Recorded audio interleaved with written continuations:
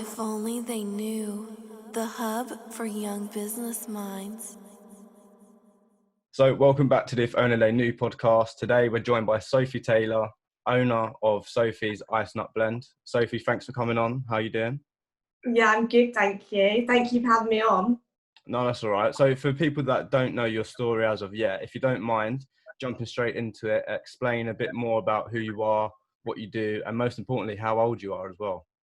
Yeah, so my name's Sophie, I'm 21, and I run a online business selling vegan iced coffees, vegan nut blends, and yeah, that's where we're at the moment.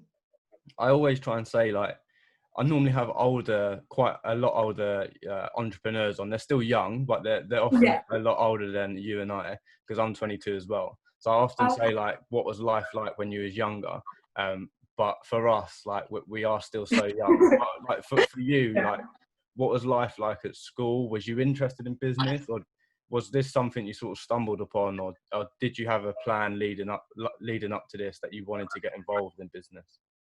Yeah, so when I look back, even in primary school, when I was maybe 8 years old, I started I printed out some flyers on my computer, and I started didn't last long, but I started a little gymnastics business right behind the shed at school. Wow. So I got in trouble for that. But yeah, so that was a little bit, but I kind of got into business, I suppose, in secondary school. Didn't really like school. I actually just really hated school. I don't think I was always just average, but I was never really good at anything. And a lot of my friends were just very good at everything. And then when we started GCSEs, I'd done business. Even though I knew I was good at it, for some reason, it didn't really click that was what I was meant to do. When I started, I tried to do some sort of media course. Don't know why. And then he was just I don't think this is the right course for you. And then I've done a business course, and then that's when my business kind of started. It's mad how you said you got told off for printing out the flyers and doing the yeah. behind the shed. I think you do. I think that's the problem where, if you show kind of that entrepreneurial flair, you do get in trouble for it, especially in school and things. When people say, I tried to sell sweets out of my pocket and things like that, you get in trouble for those sort of things. So maybe that's why I didn't realise until a little bit later that was what I was meant to do. Because a lot of people were doing that in my school. They were selling sweets and Lucasade and cookies, all that sort of thing.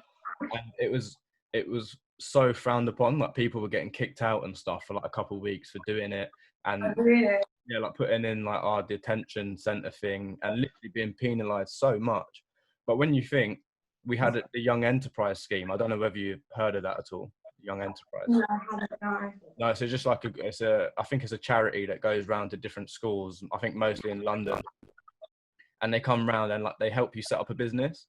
And our business was selling popcorn, and we was allowed to do that. But if you think the same time we were selling popcorn, there was people out there getting sent to the detention centre for selling Lucasades. It's how is that? Yeah. You know what I mean? It's if you're going to congratulate one person for setting up a business in school, then you can't send the other people to the detention centre. And I think that's education. The education system is probably at fault there, I reckon. Yeah, I was just saying, I really think it's very outdated. I think it sets you up for the 9 to 5, but I think now for routine and processes. But I think nowadays as well, the 9 to 5 isn't as kind of safe as it used to be. People get made redundant all the time. There's the economy is crashing, especially now coronavirus as well. So I think it's just very outdated, and I think it's a shame really, because we should be supporting people with what you're doing to actually start business very young, because to be honest with you, the younger you start, the more mistakes you can make. Exactly. So yeah, I do think it's a shame, but yeah. That's what I try and say to people as well. I started this podcast and my media group at uni, and I try and get that message across, because it's I started at uni to test my skills, and if I got anything wrong, it didn't matter, because it was my own project. It didn't. Exactly. I didn't put much money into it, so it's I think whilst you're young, I think learn as much as you can and just test the boundaries. Yeah, I definitely agree with that. Yeah. But I also think like I also think once, if you do wait till like after that time, obviously there's nothing wrong with it, but then you do have the pressure of like get a job, pay bills, you know, very quickly. So I think, like you said, like starting at like college or uni is really, really good. what gave you the confidence then to like print out those flyers, for example, like one of your earliest projects, and then create a business? Like, what do you think? I asked that because I'm trying to, with every guest, I try and find out whether like an entrepreneur is like just made for it, or whether they Yeah. sort of skills. Yeah. Yeah, I don't know. I feel like, I think it's like, for me, like when I was younger, I would always, like, even with my friends, like I always wanted to, like, they would want to go play in the playground, and whenever they would come around my house, I'd be like, I would always think of like money making things, like car washing, all these sort of things. And then people don't want to, when you're young, people don't want to do it, they want to go play it in the playground. Do you know what I mean? So I think then you naturally, I think you're born with it to some extent, and I think sometimes it can die or it can then grow. So I do think you're kind of born with something, but I do also think like your life experiences shape you, like the parents that you might have, people that are around you. So I think it's a little bit of both, to be honest with you. Yeah, I think you're right as well. Like, it is the education system that sort of, even if you are born with it, the education system can sort of dumb that down a bit and sort of stampen you a little bit, and then you come out the other end after a few years at school, and you're like, oh, okay, I don't want to put my entrepreneurial skills to the test. I want to become a lawyer or a doctor or whatever, and you sort of go into that ordinary route, don't you? And did you grew up in Essex as well? Is that right? Yeah, so yeah, in Essex, in Chelmsford kind of area, where I live is very like countryside based. So yeah, it's quite a nice place to kind of grow up. And there's just one like big school which takes up like the whole town centre. So everyone kind of knows everyone, and everyone's related to everyone. Yeah. Oh, that's so cool. I wish I had that. I went to like obviously in South London, there's so many different schools like within 5 minutes of each other. So everyone's like really broken up and stuff like that. But the reason I asked about you growing up in Essex, I wondered if there was like many people that were starting their own businesses, and what was sort of like the vibe over there? Like, was many young people starting their own projects, or was it all very like sort of standard as it was in South London as well? Yeah, so like no one was really doing anything, to be honest with you. And when I got to college, which is when I kind of really started my business, genuinely no one cared. And I think I kind of regret, in a way, like, that was when I started my business, so I don't regret being there, but I regret kind of being around those people. And I think where I was really young as well, I was quite easily influenced. And I think when you're like into business, you're quite a social person as well, so I think you like to talk to people, so in a way you kind of feed on other people's energy. And genuinely no one like cared about their careers and what they were doing. And I've always been a sort of person where I'm always like, I don't want to be in a situation where I'm like working and people are talking down to me. There's nothing wrong with obviously just, you know, getting your 9-to-5 job, absolutely nothing wrong with it. But I just, if I could do something different, I would rather do that. And I was really surprised because nobody cared about what they were doing. I think that did influence me a little bit negatively.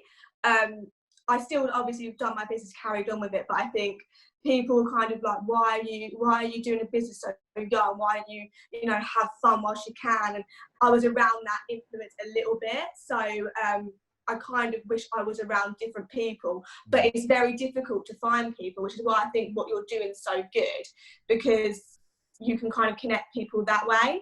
But yeah, I wish I was around some more kind of entrepreneurial people. Yeah, it didn't massively affect me, but I just wish that I would have been around better suited people at the time. Yeah, same. I feel like I'm in the same boat as well. If I had people that were just interested in business, if I met them at an earlier age, it would have made my life so much easier. I would have been involved in that conversation and would have been coming up with ideas. But instead, we're talking about, oh, what do you want to do on Saturday night? Or do you want to go ride a bike or do this and that? And it's like you sort of get so distracted from it, which is fine, of course. But I think ultimately, if you know you want to start your own business, it can sort of really delay you, you know? Yeah, I wish that I wouldn't have, because I was quite a social person. I like to talk about what I was doing, and I really wish I just wouldn't have told anyone. Yeah. until I was at a certain point, and because I think that's when you get the negative influences. And even people who like are your friends, I think people kind of subconsciously like say negative things. I don't think people do it on purpose, but when you're younger and you're not, you know, like you've like, especially with me, like where my school, everyone that went to my primary school went to my secondary school, so everyone knew each other. It was kind of like a big bubble. So when I then left and went to college, like everything was so different, and I wasn't used to like these kind of negative influences. I was very like overly positive in a way, and maybe a bit too like friendly. I just wanted to be friends with everyone, and I think when you do that, sometimes you just take on like the wrong people and the negative people sometimes. So yeah, I kind of regret that a little bit. No, I think you're right there. And was it at college that you got the opportunity to pitch to some high profile people? Is that right? Or was it later on? Yes. Yeah, so it was in my kind of my first year at college. So when I first like started my business, I just kind of had the idea. And then I done like the Southeast Young Entrepreneur. I won that, and I mean, even before that, I started with the idea, then I got it into a shop, which I think then helped me to win that competition. And then then after I'd done the Southeast Entrepreneur, I got loads of like delis and farm shops and very like small retailers who actually wanted to stock it. Wow. So I kind of the time just like went with it. Like when I look back, I wish I would have planned a bit more to upscale, but I just went with it because I was so excited. And I was doing my drinks like in that fresh kind of cup form just to do it straight away. And in terms of like when you sell it, there's a lot less legalities you have to go through. So that's kind of why I done that. And I was selling in lots of places, but I was literally going to the places, making it up by myself, going all the way around. And then what happened is they would sell out by like midday, and I couldn't get back. And then there was problems where customers were like getting a bit annoyed because they were kind of advertising something they didn't have because I wasn't there to make the next batch. And at the time I was still at college, so I was literally getting up at like so early, going around to all the cafes. I think I just turned 17, so I didn't drive at the time. Wow. And it was just it wasn't good. I wasn't about to go forward. It was very exhausting. And then I got the opportunity. I applied for this process to pitch to Peter Jones. And you had to go through quite a long application process, like back and forth. And then I was one of like the final 6 to pitch to Peter Jones. So that was like an amazing experience. I was very, very nervous. Looking back, I wish I wasn't that nervous because I didn't really have anything to be nervous for. I was really nervous. Went in, done my pitch. I came second in that in the end, which was a great experience. And then I started getting my drinks into bottles, and I already had like farm shops and delis and things. And then it took a good like year to actually get the label certified, because there's just loads of ingredients and loads of, when it comes to vegan products, you know, there's so much. So again, I wish I would have known that. But yeah, I then got selling in loads more farm shops and delis, and I had delivery drivers going out and delivering, and I started making good money from that. And yeah, it was really good. That's amazing. Well done, by the way. Congrats. But how did you get your like first product in a shop? Like just for someone who's listening who wants to get their first big customer, big client, was it a case of like calling around, or did they come to you, or how did that sort of dynamic work, if you don't mind me asking? Yeah. So in like the very, very, very first, when I was still in like when I still kind of had the idea, I was literally like going around to places, like going in. I had like leaflets and things. I was literally just pitching like then and then, just went in and spoke to them. And obviously you do get a lot of people that are like, I'm too busy, you know, but at that time I hadn't experienced that much rejection at that time, so I was very like resilient and just kept on going. And then after I got it into bottles, it was a lot easier. I had the Peter Jones behind me. I had some contacts there, which did help me to get into a few of the kind of the higher kind of retailer areas. But yeah, I would literally just say, know everything. So know like your profits, know the margins that they expect. So selling in some cafes and delis, for example, the margin that you offer is very different to retail. So the margins that they would take are like 20 to 30%. When you go into retail, it's something like 50 to 70%. Wow. So this is a thing. So at the time, I really loved the idea of selling it in delis and cafes. I was making good money from it, so I had no reason to not. And then I started getting like retail offers and things, but they wanted like the 50 to 70%. So sometimes you can like see a product on the shelf in a retailer and think they must be making so much money, but actually they're giving away a higher percentage to be on that shelf. So they're probably making like the same, or if not less, than someone who's selling the kind of delis and farm shops. But yeah, I would just say go in and just literally just pitch, have really good branding, because the value is definitely in the brand. Again, that's something that I didn't realise before. Yeah, have really good branding, have a really good like story, and just know like your profits and your costs. Especially when you're young, I feel like people don't want to give you the time, so you have to like force people to, by showing that you know what you should and what you do know. I was going to bring that up later on, in fact, but talking of branding, I noticed you set up a new like public Instagram recently. It seems like, Yes. correct me if I'm wrong, but it seems like you're sort of putting that platform out there so you can sort of share yourself to the world, so you can build your personal brand as well as like the actual brand and both look great, by the way. Is that what you're doing, or have I got that mixed up? Yeah, so basically, I was selling in like the cafes and everything.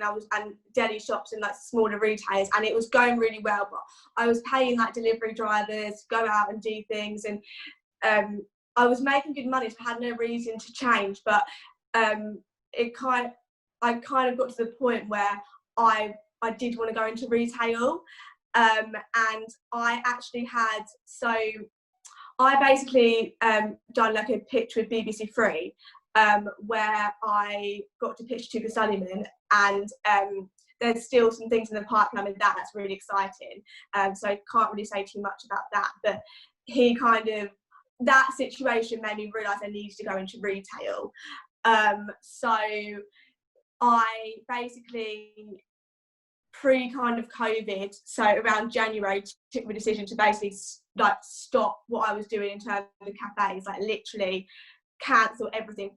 Bearing in mind, I built up customer relationships, I've done everything to get it into that kind of market, that kind of luxury cafe, and I just decided that wasn't the right way for the business. And I then had another opportunity with another big brand where they were going to create a limited edition version of my drink, and I created some branding to basically do that opportunity. Eventually that fell through, but that personal branding, calling it Sophies Iced Nut Blend and kind of talking about the young entrepreneur side of things, really then helped me to sell in terms of retail. Because in retail they need to have something really eye-catching, but also people buy into the brand, and that's what I kind of realised, is that that's what you need to do, especially if you're a young entrepreneur, because you have that story. So yeah, the reason why I started that kind of personal branding is because I rebranded to put my product into retail, and I'm going to be launching to a high street retailer end of August, September. But I honestly think the reason why we've been getting so many retailers, especially recently, is because of the new branding and because it's very personable. And I honestly think that is the way to go. It's mad, isn't it, how powerful like branding is, like, and how I'm almost glad you made that change, because it just shows that it's never too late to sort of switch things up, even if it's completely mixing up your branding, changing the name a lot, and even changing like the people you're targeting as well. So I think that's a good message, that you can literally just switch things up if the time's right. Oh, it was like the biggest, like, it was such a big risk, because I was making good money from selling it in that kind of luxury market, but I knew that was not going to be the future. And yeah, like I was so attached to that branding as well. So any other advice that someone would give me, I would take on board, and I would be like, is this relevant? But when it came to the branding, it was good for like cafes and things, but it wasn't good for retail. And I would never take anything on about the brand. I was so attached to it. And I think because I started so young, I was very attached to my branding. Yeah.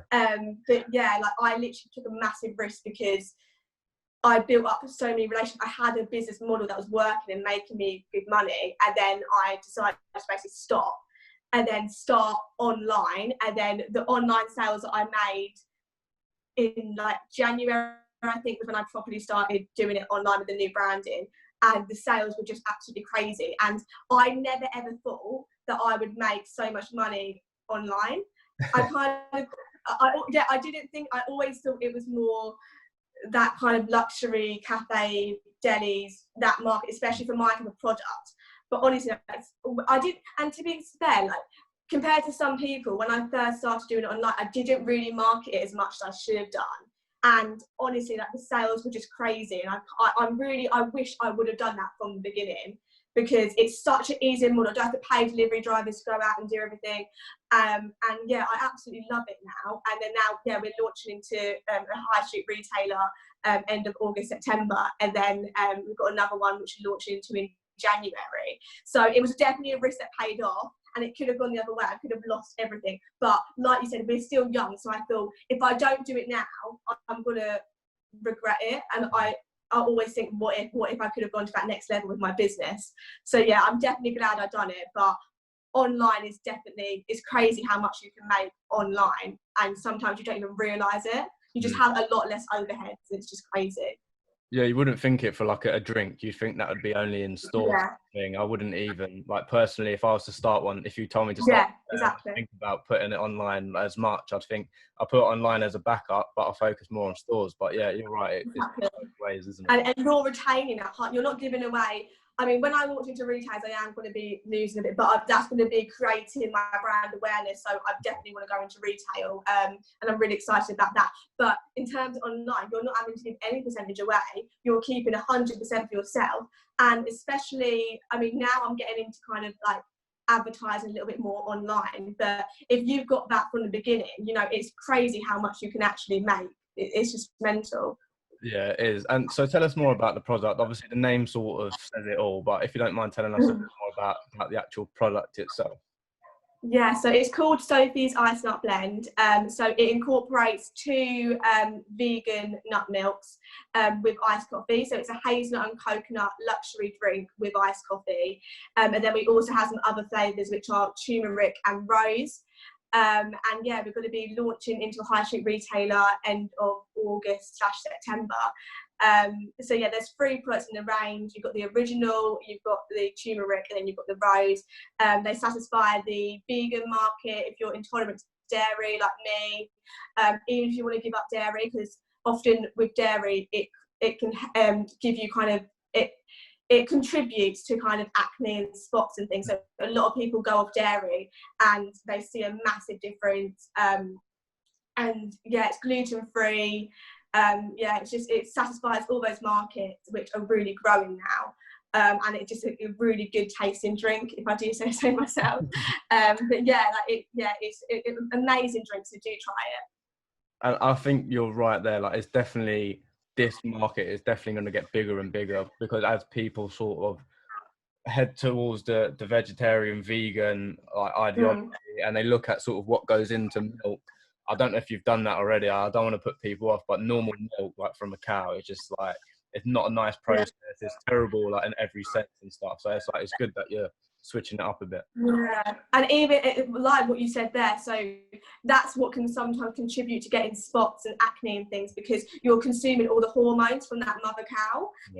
And it's not even just like, it's just a healthier way to live. Even if you don't have intolerances or allergies, there's a reason why everyone's going vegan. It's just, you do feel so much better when you live off like a plant-based diet. You really, really do. And again, like when I first started, I originally had milk in the product. So I've developed it into like a vegan drink because I've seen these trends. And yeah, it's just, veganism is definitely the way to go. Yeah. No, definitely. And I was listening to you, I think, on BBC Radio, and you was talking about like being a young entrepreneur and the issues of that, especially being a young female entrepreneur. But before we go into, how did that BBC Radio appearance come about? Again, was it you putting yourself out there, or did it sort of fall onto you? Yeah, so I really put myself out there. So what happened prior to that? So this kind of helped me want to rebrand as well. It's kind of a long story, but I was meant to be launching a retail product instead of doing it myself. I was meant to be launching a retail product / side of my business with like a so I got into kind of learning about licensing, which is basically when you sell the rights to your branding colours to a company, and then they basically like create a product but using your branding. So because I didn't want to at the time, didn't want to give up the whole deli type stuff, I thought that would be the best way to go. And I had meetings with, again, put myself out there, had meetings with like Cafe Nero, the managing director, like big companies. I had a lot of meetings with quite big managing directors, and I thought if I could just get myself in front of them, I can then pitch the idea. And I eventually got a meeting with this company who sell in all retailers, and they have a limited edition drink on like a regular basis. And I pitched them the idea that they would create for young entrepreneurs, Sophies Iced Nut Blend, which is where the name kind of came from, kind of limited edition. And they were a coffee company that were yet to go into nut milks. Really thought that opportunity was going to happen, went back and forth. And then I got an email like months after, really believed this was going to happen. The way it was said to me was like they were basically going to do it, it just needed to be signed off. And then I got an email basically saying, we think this is adorable. And like just kind of a few words which I'd never so I'd gone through this massive process of pitching back and forth. It wasn't like they just replied to that one email. It was a massive process. I've gone through a process with the managing director supporting me as well. And then their kind of marketing team rejected it and said, oh, sorry. Bearing in mind it had been certified by the global team as well. So I had no reason to think it wasn't going to go ahead. And then I got an email basically saying that this is a response, and it basically said that this is we think this is adorable. And that really stuck in my mind. And I was like, this just is, I felt like it was an age thing. Yeah. And I had previously felt it before, but just kind of got on with it until that moment. And I was just like, I've lost out on a really big opportunity from my perspective because they probably didn't trust me because of my age. Like, I don't know if that was the truth, but that's how I felt. So yeah, I then wanted to go on Women's Hour, so I literally just emailed them and said, this is what's happened, I want to talk about it. And then I got on, and then I started speaking about the whole kind of obstacles with like young female entrepreneurs, and then I got loads of like messages and things like that, just agreeing with me and really supportive. And then I then started doing like regular BBC Essex stuff as well, just speaking about everything with BBC Essex. But I've done a few episodes on like young entrepreneurs with BBC Essex as well. And that all helps to not only promote you as a person, your personal brand, but also your business as well. So yeah, I'm kind of glad that situation happened, because I got rejected, but I also got my new branding, and then I also got that kind of radio aspect. So that was really good. Yeah, at least you sort of spun it into a positive. And you also spoke to... Yeah, exactly. Yeah, and you also spoke to Joe Fairley as well, is it? The owner of Green and Blacks? Yeah. What was that like? Because she's obviously at like an unbelievable level. So to have someone like that give you advice, that must have been amazing, right? Yeah, so yeah, she's obviously an amazing person. And yeah, it's really good to speak to someone who is like kind of in the food and drink industry, who also has a few of the same kind of, or had the same sort of problems. But yeah, it's very interesting to see like who agrees with you and who doesn't in terms of that aspect. But I think everyone when you're at like a certain age has had that situation where like you do feel like you're missing out on opportunities because people don't take you seriously. So yeah, it was kind of good to speak to her about that, get her opinions with that. And yeah, it just proves it is something that everyone experiences. And she also said something as well that like just stood out for me, not only because like if you feel like you're belittled because you've got age or your gender, but she also said if you feel almost like inferior because you haven't got the full entrepreneurial package. She said you shouldn't beat yourself up because you don't have that natural ability. And she was talking about like having the ability to sell, and then to do the marketing, and then to do like the finance, and to do every single element. And I think that was so refreshing for someone like that to say it's okay, not the full package, you know? Yeah, I mean, I think most people are like either very financial, very very kind of financial, and then other people have like, that's why businesses are businesses and they have more than one person in it, because you need two sides. But I also do think that that's something that you grow with time and you can develop as well. I do think you can develop that yourself. And I think she was a lot older when she started growing them back. So the good thing is, when you're younger, you have that then time to develop that side as well. But yeah, no, it's definitely something. Yeah, it's definitely, when you're young, you're just going to start, aren't you? And you're just going to do it. And at least you've done it and you've not waited for like years, you know. So yeah. No, exactly. And I think it was Joe or someone on the panel that mentioned as well, like the fact that women almost not feel obliged, but they feel like they want to, like, I know it sounds quite silly, but they're actually wearing high heels, literally wearing high heels to sort of Yeah. into the investors' eyes, like, because they're typically men. And I thought, how Yeah, was so, the experience that? yeah, I mean, that was actually one of my points, that we had a chat before the show. So that was actually one of my points. So when I actually spoke to Women's Hour originally, I actually said that about wearing heels and the pressure to wear heels. So that was actually one of my points. But yeah, like, I had seen it before where like someone that I knew, like, I'd actually seen the situation, and she was in quite a high-powered job, and there is that pressure to. It's scientifically proven that, like, obviously naturally men are typically taller than women naturally, and if someone's looking down on you, it's psychologically proven. I can't remember the fact now, but it's psychologically proven that they do kind of look, it is proven that they look down on you, and I can't remember the fact now because it was such a long time ago. But yeah, basically that was kind of proven that you do get looked down on, and there is that pressure to wear heels. For females, and when you're the same height as someone, you get more respect. That was the fact. When you're the same height as someone, you get more respect because they're literally looking level to your eyes. So when they're looking down on you, they're literally looking down on you. But yeah, I can't remember the exact fact. It was such a long time ago, but it was basically proven. And I'd seen situations where people that I knew that were in kind of like the high-powered jobs, but it was mainly male-oriented, like they felt that pressure. And I just think it's a shame, really. Yeah. Talking of tall men, obviously you mentioned Peter Jones at the very beginning of this, and he is like very tall. So how did you mentioned it briefly, but how did you find that whole process? And you also mentioned about knowing, like, when you go into retails and the delis and stuff, you need to know your numbers, you need to know your margins. And I guess that was even more of the case when talking to Peter Jones, because he's relentless, Yeah, so you really did have to know, like, at the time, I was obviously like selling delis and things like that, so I did know my margins, but I didn't know, I kind of knew, like, I think as long as you can show in that kind of situation that you're profitable, which at that time my product definitely was very, very profitable. It had really, really good margins. So I think as long as you show that's enough at that age as well. But yeah, just as, like, again with me, like, finance is not my strong point. But because it's not my strong point, I put more effort into it. So I actually, like if someone asked me my margins, I could say straight away. I know everything about that side of it now because I've had to, and when you're not good at something, you put more effort into it. So I think with me at that time, like, I definitely knew my margins, I definitely knew my prices. I put more effort into knowing that for that pitch than anything else. But yeah, I was very, very nervous on that pitch. I had like a moment where I completely forgot what I was saying, and then I got back on track.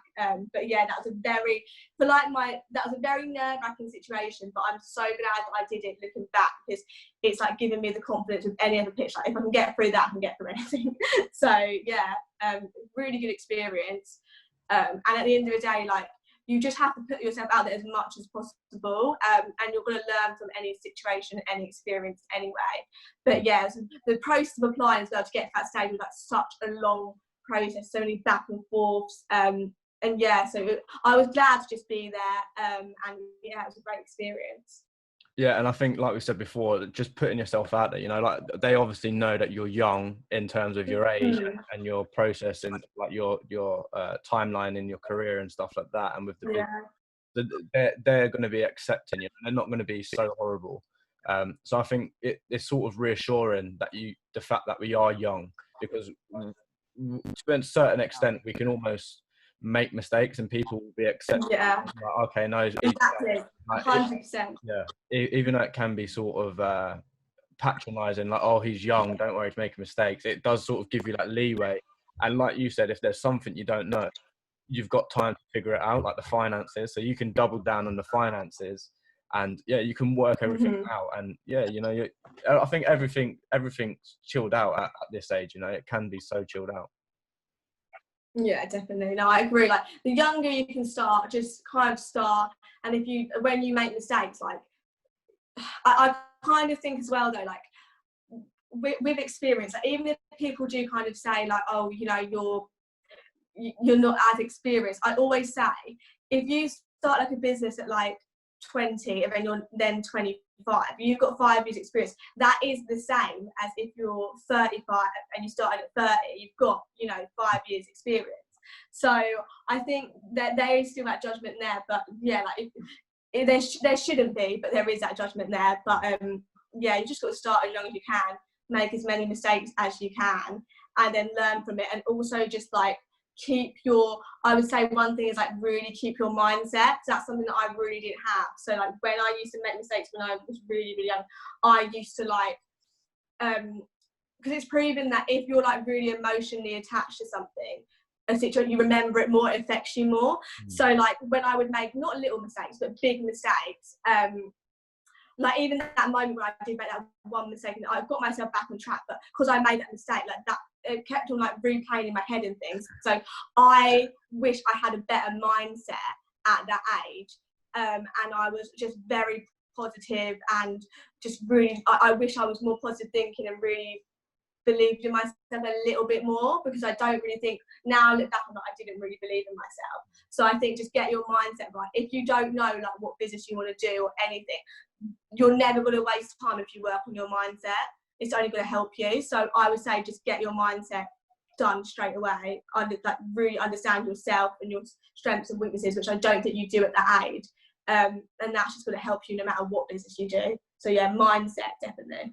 No, definitely. And I think it's important for people like you who are doing great things to come on a platform like this where young people will be listening and they'll just understand that it is okay to start off young and sort of make the mistakes, be a bit naive even in terms of what you're doing. It's okay, you like within a year, like I know for myself, and it seems like what you're saying, like within a year or so, you change so much, you learn so much, and you just become a more developed person. So I think, firstly, thank you for sort of doing what you're doing, because it's a great example for everyone else, and especially people like me. You know, I feel like I should have started a lot earlier on. So for me, it sort of made me want to put my foot on the gas a bit more and sort of keep at it a bit more. You know, so thank you for that. Oh, thank you. That's all right. So what's next for you then? We've sort of spoken about your whole journey. You know, you're so proactive, and you seem to know where you're going. So what's next for you? You mentioned the big retailer that you've got coming up soon. So yeah, what else is coming up for you? Yeah. So I'm really excited. So launching for that retailer end of August/September, and then I've got another retailer in January. So it's going to be just building. I want to build my personal brand a little bit more. I want to do some more kind of radio stuff. So I really enjoy doing that. But in terms of business, it's going to be getting as many retailers as possible. Really excited about the launch. So yeah, I suppose it's going to be being as many retailers as possible. I've also got another kind of side of my business / concept launching around December as well. So I'm really excited to see how that goes. But yeah, at the moment, I'm just like loving my online sales at the moment and just excited to launch, really. Just excited to see it in this high street retailer, because yeah, it's just a dream come true. So yeah, I'm really excited. Oh, brilliant. Well, I'm going to buy I'm going to buy a package after this anyway. So you so. Oh, thank you. Right. And final question, before I let you have the floor to yourself. What do you want your legacy to be? What do you want to be known as in the many years to come when it's all said and done? Well, do you know what? Someone asked me that recently as well, and I really didn't know how to answer. I suppose I've never really thought about it like past kind of my business. But I suppose what I actually really want to do is kind of like what you're doing, but I want to just help young entrepreneurs. So in the future, what I really want to do is just give loads of support to other people. And if the mistakes that you can make, or like the rejection that you've been through, can help one person, it's worth it. So I think I want to be remembered as someone who can really like help other young entrepreneurs. So yeah, I think that's my legacy. I just really want to help young business owners and people who are starting out. No, definitely. I think you're more than qualified to do that as well. So yeah, I look forward to sort of seeing you in that space. The floor is now yours. If there's anything you'd like to say to the people listening, anything you'd like them to go and do, anywhere you'd like them to go, please do let them know now. Yeah, so my website is www.sophiesicednutblend.com, and you can get all my Instagram accounts from there. So it's just at Sophies Iced Nut Blend. And yeah, just try the product, keep an eye out, because I'll be launching the retailers very, very soon. And yeah, just thank you for having me on as well. It's been a great chat with you. And yeah, thank you so much. And hopefully, I'm sure people listening will be well motivated, well inspired as well. So thank you so much. Thank you. Lovely to speak to you. You too. See ya.